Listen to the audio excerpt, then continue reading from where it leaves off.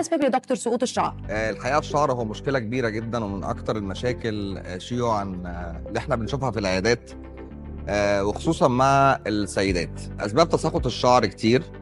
اهم حاجه عشان احدد اسباب تساقط الشعر الفحص والتشخيص.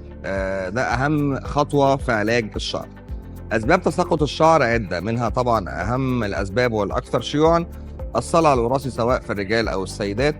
بعد كده يجي النسبة اللي بعد الصلع الوراثي على طول التساقط التفاعلي، هي المرتبطة بالحالة النفسية والضغوط الحياتية اللي بنتعرض لها دايما، اللي هي بتكون في شكل الثعلبة وبأنواعها المختلفة، وبالإضافة لثعلبة الشد أو النتف، بالإضافة للأشكال الأخرى اللي بتتسبب يعني سواء العلاجات او الكيميكال تريتمنت للشعر لظهور يعني ثعلبه بقعيه في بعض المناطق، بس بسبب مش الخلل في المناعه الذاتيه، لا بيكون بسبب سوء المعامله مع الشعر او استخدام مستحضرات كيماويه هارش جدا على الشعر بتسببت بتساقط كثيف للشعر. وعشان نوصل للتشخيص المظبوط، واهم حاجه الهيستوري قبل مقابله المريض. بعد كده يعني بيتوفر او لا يتوفر عند بعض الزملاء اللي هو الماجنيفاير العادي الموجود في كل العيادات.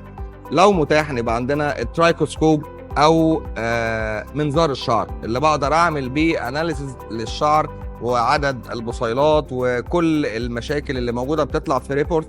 لو مش متاح ده بيبقى عندي برضو تول تانية اللي هي الديرموسكوب.